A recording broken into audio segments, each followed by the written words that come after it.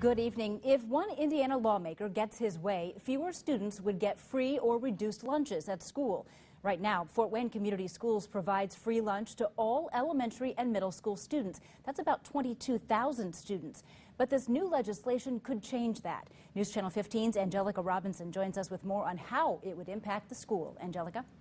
Heather, the House is considering a bill that would change the way the government funds school lunches. It would make it harder for schools to qualify for federal assistance and provide free meals nation or school-wide. If that happens, it would be up to FWCS parents to provide lunch. Under the current legislation, schools can offer free meals to students if at least 40% of them are already receiving government assistance.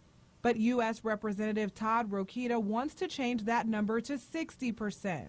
That would mean thousands of students at FWCS would have to come up with their own money for lunch. It's kind of nice not having to worry about whether is there money in there, is there money not in there, because if they get extra milks or, you know what I mean, just keeping track of it. But it's been kind of nice, but it is going to affect people. Tara Lallo says it wouldn't be a problem for her family, but it could be a problem for those who are already close to the poverty line. That's an extra out-of-pocket expense that's going to be hard for them to make. I mean, when you're struggling on a day-to-day basis, wondering how you're going to put gas in your car to get your kids to and from school or pay your bills, then you have the extra lunch expense. The goal of the legislation is to redirect the money that's used to pay for all those lunches so that students can have better and more nutritious meals. Rokita issued a statement saying, quote, "There are few things more basic than making sure they eat and eat healthy at school." The statement goes on to say the bill, quote, "allows schools to target assistance more effectively while increasing spending on children in actual need,